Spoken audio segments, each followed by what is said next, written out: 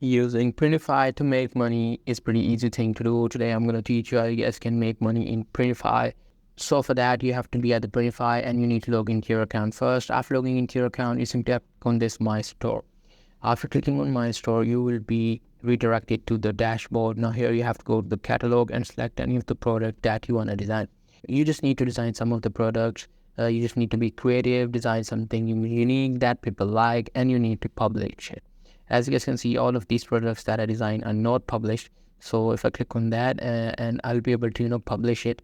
So you just need to select these sizes and stuff. You need to connect a store as well. After that, your products will be published, which means whenever someone buy your product, it will directly be, drop shipped from Printify to their address, and you will gain you will get some of the commission, and you'll get some money.